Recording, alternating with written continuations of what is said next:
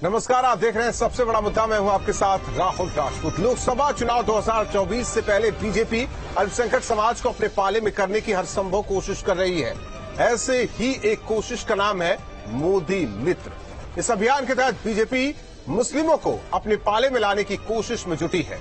इसकी शुरुआत मुस्लिम बुद्धिजीवियों के गढ़ देवबंद से की गई है। दरअसल मिशन 24 में 80 सीटें जीतने के लक्ष्य को लेकर चल रही बीजेपी की नजर समाजवादी पार्टी के कोर वोटर पर है। बीजेपी जानती है कि अगर मुस्लिम वोट उनके पाले में आया तो मिशन 80 का सपना पूरा होने से कोई नहीं रोक पाएगा। ये इसलिए भी जरूरी है क्योंकि मोदी सरकार के खिलाफ विपक्ष लामबंद है। ऐसे में मुस्लिम वोट बिखरा तो इसका सीधा फायदा बीजेपी को होगा। हालांकि यूसीसी लैंड और लव जिहाद को लेकर मुस्लिम बीजेपी से नाराज है। ऐसे में न्यूज स्टेट के बड़े सवाल, 2024 जीत का मास्टर प्लान, मोदी के मित्र क्या बनेंगे मुसलमान? 80 सीट मुसलमान किधर? हर सियासी दल की है नजर। मोदी मित्र घर घर जाएंगे, मुस्लिम वोट क्या दिला पाएंगे? यूसीसी लैंड जिहाद को लेकर बीजेपी से नाराज है मुस्लिम। 24 के चुनाव में बीजेपी मुस्लिमों को देगी क्या टिकट? इन सवालों के साथ मेहमानों से चर्चा, लेकिन उससे पहले एक रिपोर्ट।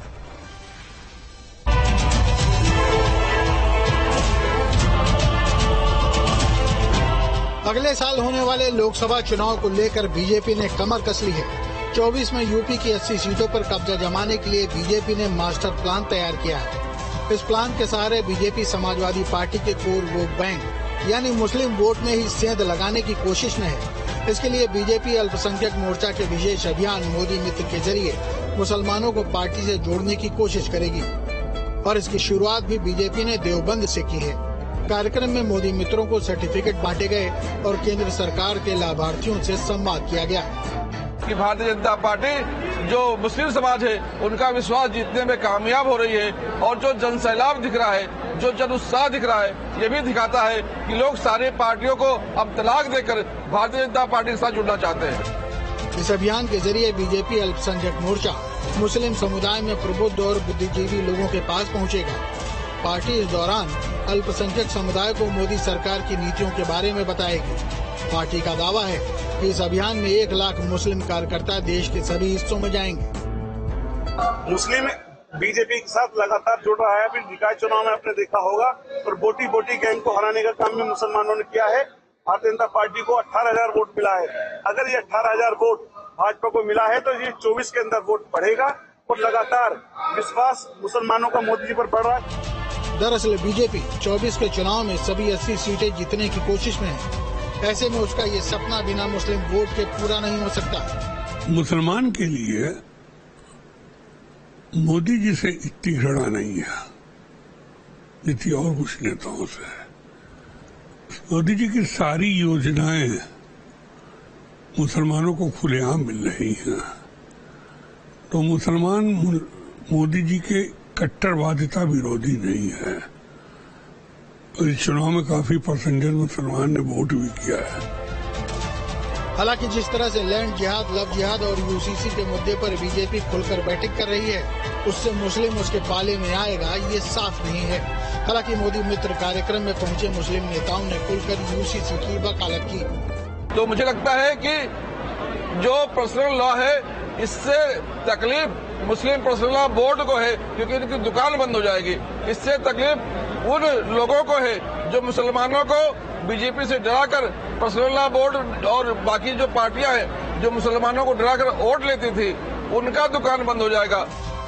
एक तरफ बीजेपी मुस्लिमों को रिझाने में लगी है तो वहीं बीजेपी की इस चाल की काट तलाशने के लिए समाजवादी पार्टी भी जी जान से लगी है। देखिए, भारतीय जनता पार्टी सब कर सकती है। पसमंदा सम्मेलन कर सकती है, चौराहों का नाम बदल सकती है। अगर वो नहीं कर सकती तो रोजगार नहीं दे सकती। महंगाई जो दूध और दही पे टैक्स ले रहे हैं उसको नहीं खत्म कर सकती। तो भारतीय जनता पार्टी के पास हिंदू मुसलमान के मुद्दे जरूर हैं, लेकिन समाजवादी पार्टी अपने मुद्दों पे है। नेताजी मान्यवर काशीराम जी ने जो रास्ता दिखाया था, दलितों, पिछड़ों, किसानों, मजदूरों का रास्ता, उसी रास्ते पे चल के समाजवादी पार्टी इस चुनाव को जीतेगी और भारतीय जनता पार्टी का हिंदू मुसलमान का कार्ड अब काम आने वाला है। दरअसल निकाय चुनाव में बीजेपी ने मुस्लिमों को टिकट दिया था, जिसमें से बहुत सारे जीते भी थे। इस जीत के बाद से ही बीजेपी का मनोबल बढ़ा है। उसे लगता है कि अगर मुस्लिमों तक सरकार की उपलब्धियां सही ढंग से पहुंचे तो मुसलमान वोट बीजेपी को मिल सकता है और इससे उसका 80 सीटों पर कब्जे का प्लान पूरा हो सकता है। Team news state. और हमारे साथ मेहमान जुड़े हैं। सबसे पहले परिचय करा दे दीपक विक जी, नेता समाजवादी पार्टी, राघवेंद्र सिंह जी, प्रवक्ता बीजेपी वीरेंद्र भट्ट जी, वरिष्ठ पत्रकार चंद्रमोहन शर्मा जी, नेता कांग्रेस। आप सभी का स्वागत है। राघवेंद्र सिंह जी, क्या यही है प्लान 80 सीट जीतने को लेकर? मुस्लिमों को अपने पाले में करने की कोशिश, जाहिर तौर पर मोदी मित्र वाला ये प्लान, क्या लगता है कि मुस्लिम साथ देंगे? नहीं, देखिए, भारतीय जनता पार्टी के साथ लंबे समय से मुसलमान रहा है। आज की तारीख में अभी 2022 का विधानसभा चुनाव देखें तो हमको 7% लोग मुस्लिम वर्ग का मिले हैं। हम लोग कभी भी राजनीति में हिंदू मुसलमान करने का काम नहीं करते। राहुल जी, अखड़वा आपने देखा है? भारतीय जनता पार्टी की छवि देश और प्रदेश के राजनीतिक दलों ने अखड़वा टाइप की बना दी है कि भारतीय जनता पार्टी अखड़वा है, मुसलमानों का नुकसान कर देगी, लेकिन कई मुसलमानों का नुकसान नहीं करती है। दोबारा केंद्र में भारतीय जनता पार्टी की सरकार है, क्या मुसलमानों को कहीं कोई परेशानी हो रही है? उत्तर प्रदेश में दोबारा भारतीय जनता पार्टी की सरकार चल रही है, क्या कहीं नुकसान हो रहा है मुसलमानों का? हसक के साथ मुसलमान भी रह रहा है। उत्तर प्रदेश में दोबारा योगी जी की सरकार है, कहीं पर भी दंगे हुए, कहीं पर भी मुसलमानों का नुकसान हुआ।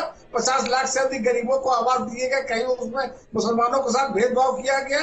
घरों में बिजली कनेक्शन दिए गए 2 करोड़ घरों को, तो उसमें कभी हिंदू मुसलमान करने का काम किया? लेकिन एक चीज कही जाती है राघवेंद्र जी, हालांकि दूसरे मेहमान से हम सवाल कर रहे हैं, लेकिन ये लगातार कहा जाता है कि हितैषी नहीं है मुसलमानों की बीजेपी। नहीं, मैं कह रहा हूँ वो तो इन लोगों ने छवि बना रखी है। मैं ये कह रहा हूँ देश के आधे राज्यों में भाजपा की सरकार है, कहाँ मुसलमानों को परेशानी हो रही है? इन लोगों ने ऐसा बना रखा है, आज की तारीख में एक्सपोज हो गए हैं। अखिलेश यादव कहाँ खड़े हैं? आजमगढ़ रामपुर तो हारे बैठे हैं, जो इनकी परंपरागत सीटें हैं, जहाँ एमवाई समीकरण के आधार पर लगातार ये सीट जीतते रहे हैं। रामपुर में तो कोई लड़ भी नहीं रहा था, भारतीय जनता पार्टी और समाजवादी पार्टी थी। 70% वोट मुस्लिम यादव थे, क्यों धराशायी हो गए? मुसलमान वर्ग जान गया है ये लोग सिर्फ मुसलमानों का थोथा तुष्टीकरण करते हैं। अब जब समाजवादी पार्टी की सरकार थी, आतंकवादी को छुड़वाने इलाहाबाद हाईकोर्ट चले जाते थे। राघवेंद्र जी, क्या आतंकवादियों के रूप में मुसलमानों की पहचान बनी? एक मिनट राघवेंद्र जी, दीपक विक जी, बहुत बीजेपी को बदनाम कर ली, ये बीजेपी का कहना है। योजनाओं में सबको साथ लेकर, जो सबका साथ सबका विकास, न हिंदू न मुसलमान, न ऊंच न नीच, उन्होंने सबका भला किया है, तो मुस्लिम क्यों भागेंगे उनसे? जो वोटर है वो 24 में उनको वोट करेंगे, ये दावा बीजेपी का है। आप लोगों ये कहा जाए कि ये कोर वोटर है, परंपरागत वोटर है। बीजेपी ने, देखिए बीजेपी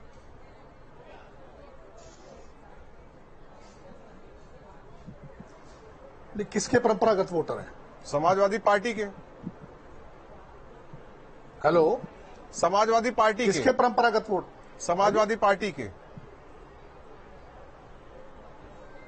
हाँ, देखिए मैं आपको बताता हूं। देखिए, जब बीजेपी ने पूरी जोर लगा ली कि भाई इनका जो वोट परसेंटेज बढ़े, और जो पूरे देश में वो 38-40% से ऊपर नहीं बढ़ पा रहा, तो अब ये धीरे धीरे मुस्लिम पार्टी बनने की तरफ जा रही है।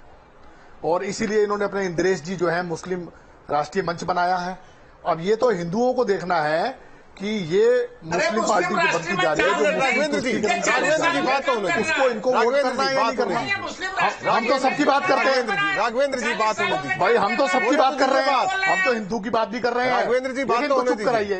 ये देखिए एंकर साहब, दीपक जी आप बोलिए। आपका काम है इनको चुप कराइए। मेरा काम है, हमें पता है, हम वही कर रहे हैं। ठीक है, आप बोलिए। ये देखिए मैं, हाँ, तो ये थोड़े दिनों में इनका,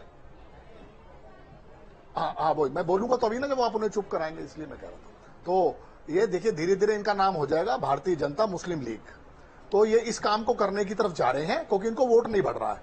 देखिए, हम तो सबकी बात करते हैं, हिंदू की, मुस्लिम की, सिख की, ईसाई की, पारसी की, हम सबकी बात करते हैं। पूरे देश को साथ लेके चलते हैं, पूरे उत्तर प्रदेश को साथ लेके चल रहे हैं। इनका वोट परसेंटेज नहीं बढ़ रहा है, इसलिए ये धीरे धीरे मुस्लिम लीग बनने की तरफ जा रहे हैं। ये जिन्ना के कदम पे जा रहे हैं। इनके बड़े नेताओं ने जिन्ना की तारीफ समय समय पर की है, ये सबको पता है। तो ये उसी दिशा में जा रहे हैं। और अब देखिए, आप पसमानदा मुसलमानों की मीटिंग कर रहे हैं। पूरे देश के अंदर कोई भी राजनीतिक पार्टी ऐसा कर सकती है कि केवल एक वर्ग विशेष या एक धर्म विशेष के लोगों की मीटिंग करे अलग अलग मन से, और उनको ये बताए हम आपके लिए ये करने वाले हैं। सबका साथ सबका विकास का मतलब होता है सबकी बात करना, केवल मुस्लिमों की बात नहीं करना। और मुस्लिमों में भी केवल पसमानदा मुसलमानों की बात कर रहे हैं ये, आप ये देखिए। मुसलमानों में भी केवल पसमानदा मुसलमान की, उसमें अशरफ की बात नहीं कर रहे हैं, उसमें अजरफ की बात नहीं कर रहे हैं। ये आप देखिए, ये जो लोग हैं बहुत खतरनाक हैं। पहले इन्होंने हिंदुओं को बांटा, एक चीज ये बता दीजिए, जो है दर्शकों को भ्रमित तो न कीजिए, उसमें भी जो है हिंदुओं को जैसे हिंदुओं में ओबीसी की बात होती है, SC ST की बात होती है, वैसे मुसलमानों में पसमानदा की बात हो रही, तो दिक्कत क्या हो रही है हमें तो ये नहीं समझ में आ रहा है। चंद्रमोहन जी, आपके लिए क्या जगह बची फिर उत्तर प्रदेश में? बीजेपी कर रही है ना। चंद्रमोहन जी, क्या जगह बची कांग्रेस के लिए? हेलो, आवाज आ रही है, आप बोलिए। आप बोल रहे हो, क्या आप क्वेश्चन करिए। आप कैसी जगह, कोई जगह बच पा रही है उत्तर प्रदेश में आप लोगों के लिए? ये आप डिसाइड नहीं करेंगे जगह बच मैं पूछ रहा हूं सर, जनमानस डिसाइड करेगा, और जनमानस के सामने मुद्दों से भाजपा भगती है जी, और उसको बचाने का काम चंद लोग करते हैं। आज बेसिकली बात क्या होती है? बात होती है कि बेरोजगारी, रोजगार, इंफ्रास्ट्रक्चर डेवलपमेंट की बात होती है। देश का नागरिक है मुसलमान, ये तो सब कहते हैं, लेकिन उस पर राजनीति कौन करता है? भाजपा करती है। भाजपा देश के अंदर महात्मा गांधी को गाली देती है और भाजपा के सर एनालिसिस कैसे करेंगे? एक तरफ देखिए यूसीसी का मुद्दा अब गर्मा गया है, दूसरी तरफ लैंड जिहाद, लव जिहाद, तमाम तरह की चीजें आ रही हैं, और दूसरी ओर बीजेपी का ये कहना है कि सबका साथ सबका विकास, मुसलमान तो दुश्मन नहीं है, योजनाओं का लाभ सबको दे रहे हैं, मुस्लिम हमारे पक्ष में वोट करेगा, मोदी मित्र बना दिए गए। देखिए यूपी में जाति और मजहब के आधार पर जो आइडेंटिटी पॉलिटिक्स का दौर चलते 35 साल होने जा रहे हैं जी, और इन 35 सालों में 1989 से अब तक यूपी में 9 लोकसभा चुनाव और 9 यूपी असेंबली के चुनाव हो चुके हैं, और इन 9 चुनावों में अब तक जो है, और अगला चुनाव लोकसभा का 10वां लोकसभा चुनाव होगा। अब तक मुसलमानों के सामने केवल एक ही विकल्प रहा है कि आपको बीजेपी को हराना है, यानी समाजवादी पार्टी, बहुजन समाज पार्टी और कांग्रेस ने सेकुलरिज्म की हिफाजत और रक्षा करने की जिम्मेदारी मुसलमानों के कंधे पर डाल दी है। भारतीय जनता पार्टी ने ये का जो नारा है सबका साथ सबका विकास, इसके जरिए भारतीय जनता पार्टी की ओर से एक पहल हुई है कि मुसलमानों को इस नकारात्मक वोटिंग पैटर्न के दुष्चक्र से कैसे बाहर निकाला जाए। जी, आपको याद होगा पिछले वर्ष हैदराबाद तेलंगाना की राजधानी में भारतीय जनता पार्टी का राष्ट्रीय कार्यकारिणी का सम्मेलन हुआ था। जी, उस समय पीएम नरेंद्र मोदी ने ये कॉल दिया था कि मुसलमानों के मोहल्ले में जाएं, उनकी बस्तियों में जाएं, स्नेह यात्रा निकालें, उनसे संपर्क बढ़ाएं, उनको अपने पार्टी के बारे में बताएं, पार्टी के कार्यक्रमों के बारे में बताएं। तब से यूपी में पूरे देश में ये कार्यक्रम भारतीय जनता पार्टी का चल रहा है। अभी एक सामने आपत्ति की सब की जो है बीजेपी मुसलमानों को बांट रही है पासमानदा, तो उनको शायद मुस्लिम राजनीति का, खासकर यूपी में और बाकी अन्य राज्यों में इतिहास का शायद ज्ञान नहीं है। मुस्लिम राजनीति पे पूरे देश में हमेशा जो अपर कास्ट मुस्लिम है, अशरफ यानी शेख सैयद उर्फ पठान, इनका ही बोला बाला रहा है, और इन्होंने मजहब के नाम पर हमेशा इन्होंने मुस्लिम सियासत के नाम पर हमेशा मजहब को आगे रखा है और कभी भी मुस्लिम समाज के असली मुद्दों को आगे आने नहीं दिया है। नरेंद्र मोदी की सरकार में आज से 2 वर्ष पहले जब ट्रिपल तलाक को क्रिमिनलाइज करने का कानून आया, उसका पसमानदा तबके में, गरीब मतलब बीजेपी का स्टैंड क्लियर है, बहुत स्वागत किया गया। बीजेपी का स्टैंड क्लियर है। जो यूनिफॉर्म सिविल कोड भी जो आ रहा है, ये भी गरीब तबके के मुसलमानों को ही लाभ इसका होगा, और भारतीय जनता पार्टी का जो दीपक जी, बीजेपी का तो स्टैंड क्लियर है, तो आज जो बीजेपी का स्टैंड क्लियर है, लेकिन अभी तक समाजवादी पार्टी का स्टैंड क्लियर नजर नहीं आया हमें 24 के चुनाव को लेकर।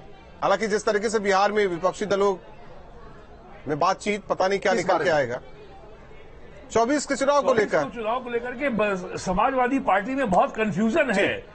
अभी बहुत कि वो सॉफ्ट रूट पे चलेंगे कि जाति पे चलेंगे, जाति जनगणना पे चलेंगे, ये भी दीपक जी ये चुप होंगे तभी तो बात होगी। सर वरिष्ठ पत्रकार है, हाँ बताएं स्टैंड क्या है? स्टैंड क्या है? क्लियर किया आप लोगों ने 24 को लेकर? बताएं आप क्या कह रहे थे? हाँ, ये आप पूछे ना, स्टैंड तो हमारा बिल्कुल एकदम क्लियर है। हमारा स्टैंड एकदम क्लियर है कि हमें हिंदू, सिख, ईसाई, मुसलमान, पारसी सबको साथ लेके चलना है, सबका विकास करना है, डेवलपमेंट करनी है, क्षेत्र का विकास करना है, उत्तर प्रदेश का विकास करना है। ये मुस्लिम लीग बनने की दिशा में जा रहे हैं। ये मुस्लिम मैं आपसे सवाल कर रहा हूँ, आप उनके बारे में बात कर रहे हैं। 60% मैं समाजवादी पार्टी की बात कर रहा हूँ तो आप बीजेपी की बात करने लगे। नहीं बढ़ पा रहे। राघवेंद्र जी एक चीज क्लियर कर दीजिए उनके बारे में। हमारी मुख्य विपक्ष पार्टी है, हम क्यों नहीं बोल रहे? आपको क्या दिक्कत है? आप विधानसभा में आपको क्या दिक्कत है? हम उनके बारे में बोल रहे हैं। मैं आपसे सवाल आपकी पार्टी के बारे में कर रहा हूँ, यही दिक्कत है मुझे। दीपक जी, सवाल आपसे मुस्लिम नहीं, आपसे सवाल मैं आपकी पार्टी के बारे में कर रहा हूँ, बीजेपी की बात कर रहे हैं। दिक्कत है ये मुझे कि मेरे सवाल का जवाब नहीं, आप उनको जवाब दे रहे हैं। छोड़ दीजिए राघवेंद्र सिंह जी, राघवेंद्र सिंह जी, आप देखिए मुस्लिमों की इतने हितैषी है राघवेंद्र जी, राजनीति कर क्या जिस तरीके से नगर निकाय चुनाव में मुस्लिम पक्ष से, समुदाय से टिकट दिया गया, क्या लोकसभा में भी ऐसा होगा? क्या चेहरा दिखाई देगा हमें? भारतीय जनता पार्टी ईमानदारी से, हम लोग मुस्लिम समाज में लंबे समय तक काम करें। अब ये इंदिरा जी का नाम ले रहे थे सर, छोड़िए उन्हें, मेरे सवाल का जवाब दे दीजिए। कोई तो होगा, कोई चेहरा तो होगा। निश्चित रूप से हम लोग राज्यसभा में बड़े पैमाने पर मुस्लिम समाज के लोग लोकसभा की बात कीजिए, जहां पर आवश्यकता होगी वहां लड़ाया जाएगा। हम लोग जहां पर आवश्यकता होगी लोकसभा में भी लड़ाया जाएगा। हम लोग के लिए मुस्लिम समाज झुका नहीं है। अभी समाजवादी पार्टी के मित्र जिन्ना की बात कर रहे थे। छोड़ दीजिए ना सर, इधर उधर की बात नहीं करेंगे, वैसे ही वक्त कम है। माफी के साथ रोकना चाहते हैं सर राघवेंद्र जी। चंद्रमोहन जी 30 सेकंड में अपनी बात पूरी कर लीजिए। हेलो, 30 सेकंड में अपनी बात कहिए। क्या क्वेश्चन करिए ना, क्या बात करूं? मैं बोलूं मैं आपके चैनल पे बैठा हूं, बोलने आया हूं, और क्या बोलूं? आपने क्वेश्चन कराया कुछ? आपकी मंशा डिबेट कराने की नहीं होती राहुल भाई। आप छोड़ दीजिए ना, मेरी मंशा क्या है? अंतर्यामी जग का स्वामी, अंतर्यामी जग का स्वामी। मैंने कहा 30 सेकंड में अपनी बात पूरी कीजिए, या तो आपके पास बात नहीं है। क्या बोला आपने? लिमिट बना रखी है। क्या बोला आपने? चाटू काटता करते हैं आप। बस एक सीट है रायबरेली, वो भी बचा ले जाइए, बड़ी बात होगी। भट्ट सर 30 सेकंड में क्या कंक्लूजन, जो अभी तक की स्थिति है 24 को लेकर? वो भी बोल रहा है जिसकी एक सीट रायबरेली, वो भी सोनिया गांधी की। बैटर 2024 के चुनाव को लेकर के बैटल लाइन बहुत क्लियर है। ये तय करना है विपक्ष को। कल पटना में कॉन्क्लेव हो रही है, सब नेता वहां इकट्ठे हो रहे हैं, उसमें क्या तय होता है। और दूसरी बात है, अभी 4 बड़े राज्यों में चुनाव बाकी है, राजस्थान में, मध्य प्रदेश में, छत्तीसगढ़ में और तेलंगाना में। तो ये चुनाव इस साल के अंत तक निपट जाएंगे।